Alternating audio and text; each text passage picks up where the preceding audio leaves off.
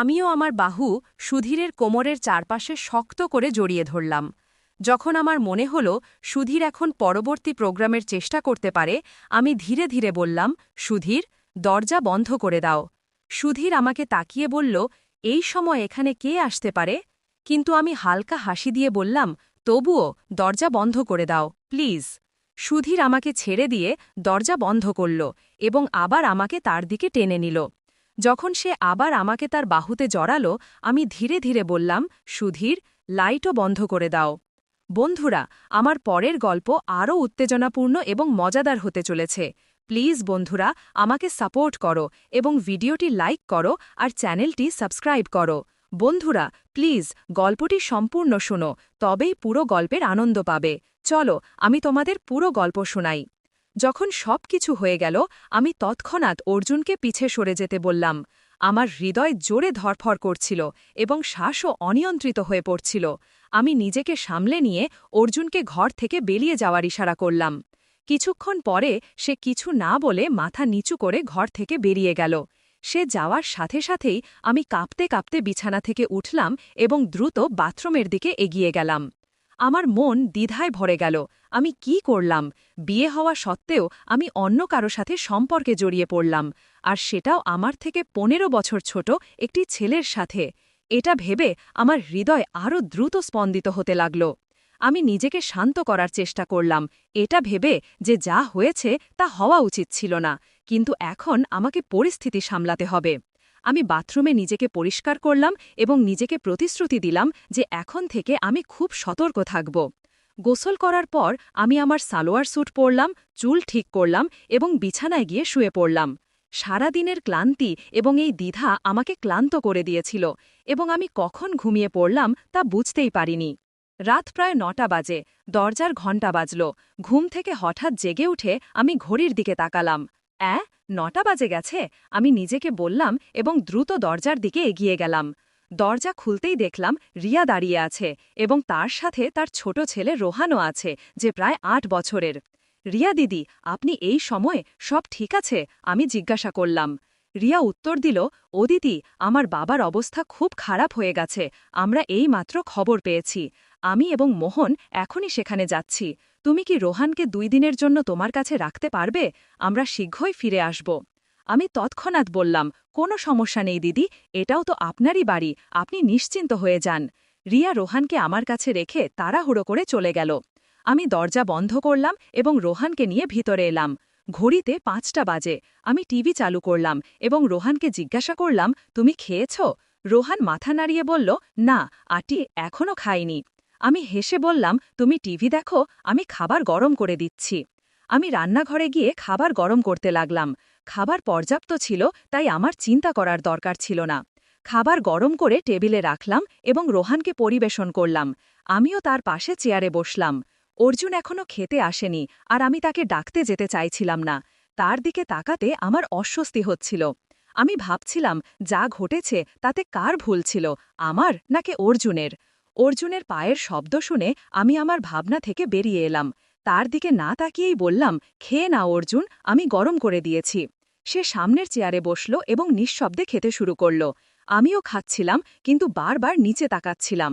আমি ভাবছিলাম, একজন বিবাহিতা মহিলা হয়েও আমি কি করেছি? অর্জুন খেতে খেতে জিজ্ঞাসা করল, এই বাচ্চাটি কে? আমি চোখ না তুলে উত্তর দিলাম, এটা রিয়া দিদির ছেলে, তার বাবার হঠাৎ অসুস্থ হয়ে পড়েছে, তাই সে তার কাছে গেছে। এরপর আমাদের মধ্যে আর কোনো কথা হলো না।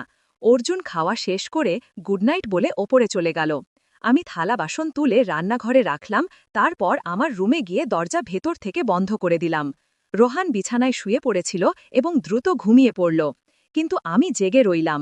বিকেলের ছোট্ট ঘুমের কারণে এখন ঘুম আসছিল না, আর আজকের দিনটি আমার জীবনে একটি নতুন মোড় এনে দিয়েছিল। আমার হৃদয় ও মনের মধ্যে যুদ্ধ চলছিল। হৃদয় বলছিল, যা হয়েছে তা ঠিক হয়েছে, আর মন এটাকে ভুল প্রমাণ করতে চাইছিল।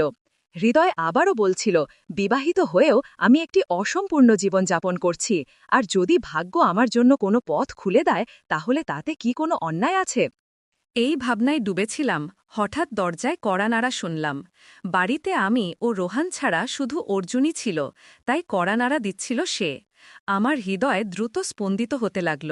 আমি চুপ করে শুয়ে থাকার চেষ্টা করলাম, কিন্তু আবার কড়া নাড়া হল। রোহান যেন না জেগে যায় এই ভেবে এবং কোনো ভুল বোঝাবুঝি এড়াতে আমি ধীরে ধীরে উঠে দরজা খুললাম। সামনে অর্জুন দাঁড়িয়েছিল। তাকে দেখে আমি একটু চমকে গিয়ে বললাম, এখন কি, কেন এসেছ? অর্জুন মৃদুস্বরে জিজ্ঞাসা করল, দিদি, আমি কি ভেতরে আসতে পারি? আমি তাকে না করে বললাম, না, তুমি যাও। এত বলেই দরজা বন্ধ করে দিলাম। আমার শ্বাস দ্রুত হচ্ছিল আর মনে অনেক প্রশ্ন উকি দিচ্ছিল। আমি ভাবতে লাগলাম, সে কেন ভেতরে আসতে চায়? সে কি আবার কোনো ভুল করবে? না, তা হতে পারে না। রোহানও তো রুমে আছে। একবার যে ভুল হয়ে গেছে তাই যথেষ্ট। এখন আর তা হতে পারে না। কিন্তু ঠিক তখনই আমার হৃদয়ের এক কোণ থেকে আরেকটি কণ্ঠ ভেসে এলো, তাহলে কি হবে যদি তাই হয়? শেষ পর্যন্ত সবার জীবনে এমন মুহূর্ত আসে। এখন যখন একবার হয়ে গেছে, তাহলে যদি আবার হয় তাতে কি আসে যায়? গত কয়েক বছর ধরে তুমি নিজেকে সংযত রেখেছ। এখন যখন সুযোগ এসেছে তখন এড়িয়ে যাওয়া ঠিক নয়। জীবনে এমন সুযোগ বারবার আসে না। আমি বিছানায় বসে ভাবনায় ডুবে গেলাম। যদি সুযোগ এসে থাকে তাহলে কি তা ছেড়ে দিতে হবে? গত কয়েক বছর ধরে জীবন এক জায়গায় আটকে আছে, আর এটাও সেরকমই কেটে যাবে। অর্জুন এখনও যুবক, তার জীবনে আরও সুযোগ আসবে। কিন্তু আমার জন্য, আমার তো এই একটি মাত্র সুযোগ। আমিও কি জীবনের স্বাদ নেবার অধিকার রাখি না? এই ভাবনায় জড়িয়ে আমার মন ও মস্তিষ্ক যুদ্ধে লিপ্ত হল। শেষ পর্যন্ত আমার হৃদয়ের কণ্ঠ মস্তিষ্কের যুক্তির ওপর জয়ী হল। অর্জুনের প্রতি আমার আগের আচরণের কথা ভেবে কিছুটা অনুতাপ হচ্ছিল। আমি হেসে উঠলাম এবং আলমারি থেকে একটি আকর্ষণীয় লাল রঙের জোড়া বের করে পরার কথা ভাবলাম। তারপর বাথরুমে গিয়ে কাপড় বদলালাম এবং রুমে এসে হালকা মেকআপ করলাম। আমি লাল রঙের হাই হিলের স্যান্ডেলও পরলাম এবং ভাবলাম, অর্জুন যদি আমার ওপর রাগও করে তবুও আমার এই রূপ দেখে নিশ্চয়ই খুশি হবে। আমি রোহানের গভীর ঘুমের বিষয়ে নিশ্চিত হয়ে রুমের লাইট বন্ধ করে ধীরে ধীরে সিঁড়ি বেয়ে ওপরে উঠতে লাগলাম। আমার হৃদয় দ্রুত স্পন্দিত হচ্ছিল। যখন ওপরে পৌঁছালাম দেখলাম অর্জুনের রুমের দরজা খোলা এবং ভেতরে হালকা আলো জ্বলছিল। কিন্তু ভেতরে তাকিয়ে দেখলাম অর্জুন সেখানে নেই। পিছনে কারো পায়ের শব্দ শুনে ফিরে তাকালাম। অর্জুনের হাতে একটি গ্লাস ছিল। মনে হচ্ছিল সে ছাদে কিছু সময় কাটিয়ে এসেছে। অর্জুন আমার কাছে এগিয়ে এলো। আমি সংকোচে জিজ্ঞাসা করলাম, তুমি এখনো ঘুমাওনি? অর্জুন এগিয়ে এসে আমার একটি হাত আমার হাত ধরে ফেলল। তার কাছাকাছি আসায় আমার হৃদস্পন্দন বেড়ে গেল। অর্জুন হেসে বলল, আমি নিশ্চিত ছিলাম তুমি আসবে। সে ধীরে ধীরে আমাকে তার দিকে টেনে নিল এবং আমি কোনো প্রতিরোধ ছাড়াই তার কাছে চলে গেলাম। অর্জুন আমাকে তার বাহুতে জড়িয়ে ধরল এবং এই নিকটতায় আমি এক অদ্ভুত শান্তি অনুভব করলাম। আমি অর্জুনের বুকের মধ্যে আমার মুখ লুকিয়ে ফেললাম এবং ধীরে ধীরে বললাম, অর্জুন, আমি ভয় পাচ্ছি। অর্জুন আমাকে আরও স্নেহের সাথে তার বাহুতে চেপে ধরল এবং জিজ্ঞাসা করল, কিসের ভাবি? আমি তার বাহুতে কিছুটা অস্বস্তি অনুভব করছিলাম, কিন্তু এক অদ্ভুত আকর্ষণও অনুভব করছিলাম। আমি ধীরে ধীরে ফিসফিস করে বললাম, দেখে ফেলবে না তো? অর্জুন শান্ত স্বরে বলল, এখানে আর কে আছে যে দেখবে? আমি চিন্তিত হয়ে বললাম, নিচে রোহান আছে, সে জেগে উঠতে পারে। অর্জুন আমাকে আশ্বস্ত করে বলল, ও এখনো ছোট, সে কিছু বুঝবে না। আমার চিন্তা রয়ে গেল। আমি কিছুক্ষণ থেমে বললাম, কিন্তু যদি কিছু ভুল হয়ে যায়? অর্জুন কিছু বুঝতে না পেরে জিজ্ঞাসা করল, কি বলতে চাইছ? আমি কিছুটা লজ্জা পেলাম এবং তারপর ধীরে ধীরে বললাম, যদি আমি গর্ভবতী হয়ে যাই। এই কথা শুনে অর্জুন আমাকে শান্ত করে বলল, এমন কিছু হবে না। সে আমাকে বিশ্বাস দেওয়ার জন্য আমার পিঠে হালকা করে চাপড় দিল। আমি তার দিকে প্রশ্নভরা দৃষ্টিতে তাকালাম। তখন অর্জুন হেসে বলল, যদি তোমার কোনো চিন্তা থাকে আমি বাজার থেকে ওষুধ নিয়ে আসব। আমি অর্জুনের কথায় হালকা হাসলাম এবং আমার মাথা নিচু করে দিলাম। অর্জুন আমাকে আরও কাছে টেনে নিল, কিন্তু আমি সাহস করে বললাম, অর্জুন, এখন না, এখানে না। অর্জুন আমার ইঙ্গিত বুঝে নিল এবং আমার হাত ধরে আমাকে তার ঘরের দিকে নিয়ে গেল।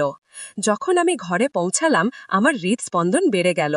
সন্ধ্যায় যা কিছু ঘটেছিল তা এত দ্রুত ঘটে গিয়েছিল যে আমি ঠিকভাবে বুঝতেই পারিনি।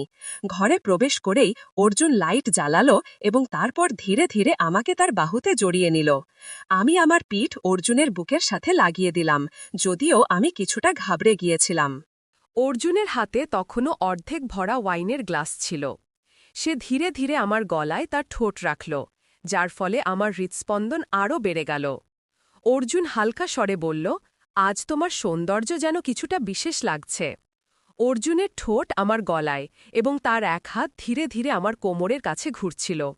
এই নিকটতায় আমি কিছুটা বিচলিত হচ্ছিলাম, কিন্তু আমি নিজেকে নিয়ন্ত্রণ করার চেষ্টা করছিলাম। আগে আমি বিবাহিত ছিলাম, কিন্তু এমন অনুভূতি আমি কখনো অনুভব করিনি। অর্জুন আমার গলা চুমু দিয়ে বলল, তোমার সৌন্দর্য আমাকে আহত করেছে। তারপর সে তার হাতে থাকা গ্লাসটি আমার ঠোঁটের কাছে নিয়ে গিয়ে বলল, একটু খাও ভাবি। আমি তার প্রস্তাব হালকা হাসি দিয়ে প্রত্যাখ্যান করে বললাম, না অর্জুন, আমি কখনো ওয়াইন খাইনি। আমি গ্লাসটি ধীরে ধীরে আমার ঠোঁট থেকে দূরে সরিয়ে দিলাম। অর্জুন বলল, একটু খেয়ে দেখো ভাবি, যখন তোমার এই লাল ঠোঁটে এর স্বাদ লাগবে তখন এর প্রভাব আলাদা হবে। অর্জুন আবার আমার গলায় হালকা করে চুমু দিল। আমি ইতিমধ্যেই অর্জুনের কথায় হারিয়ে গিয়েছিলাম এবং তার মিষ্টি কথায় আমার সব মানসিক দ্বিধা দূর হয়ে গেল। যখন অর্জুন আবার গ্লাসটি আমার ঠোঁটের কাছে আনল, আমি কিছুটা দ্বিধা করে কিছু চুমুক নিলাম। প্রথমে এর স্বাদ কিছুটা তেতো লাগল, কিন্তু আরও কিছু চুমুক নেওয়ার পর এর স্বাদ ভালো লাগতে শুরু করল। এই সময় অর্জুন এক হাতে আমার কাঁধ হালকা করে স্পর্শ করতে থাকল এবং ধীরে ধীরে গ্লাসের সব ওয়াইন আমাকে পান করাল। এরপর অর্জুন আমাকে তার দিকে ঘুরিয়ে দিল এবং আমার দিকে তাকিয়ে বলল, ভাবি, আজ তুমি খুব সুন্দর লাগছ, আর এই হাই হিল স্যান্ডেলে তোমার নাজুক পা দেখে মনে হয় এগুলো ছুঁয়ে দেখি। আমার ওয়াইনের হালকা প্রভাব হচ্ছিল। নিজের প্রশংসা শুনে আমি প্রথমে কিছুটা লজ্জা পেলাম, কিন্তু তারপর হেসে বললাম, তাহলে কে তোমাকে রোধ করেছে? তোমার ইচ্ছা পূরণ করো। এত শুনেই অর্জুন আমার পা বড় সম্মানের সাথে হালকা করে ছুঁয়ে দেখল এবং আমার স্যান্ডেলের ফিতেগুলো মনোযোগ দিয়ে দেখল।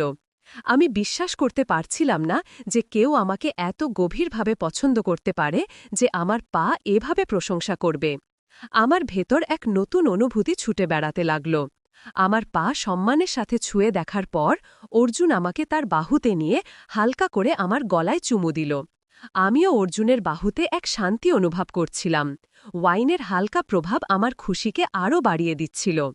আমিও আমার বাহু অর্জুনের কোমরের দিকে ঘুরিয়ে দিলাম। যখন আমার মনে হল অর্জুন এখন পরবর্তী পদক্ষেপ নিতে পারে, আমি ধীরে ধীরে বললাম, অর্জুন, দরজা বন্ধ করে দাও। আমাকে দেখে বলল, এই সময়ে এখানে কে আসতে পারে? কিন্তু আমি হালকা করে হেসে বললাম, তবুও দরজাটা বন্ধ করে দাও প্লিজ। সুধীর আমাকে ছেড়ে দরজা বন্ধ করে আবার আমাকে নিজের কাছে টেনে নিল। যখন সে আবার আমাকে বাহুতে জড়াল, আমি ধীরে ধীরে বললাম, সুধীর, লাইটও বন্ধ করে দাও।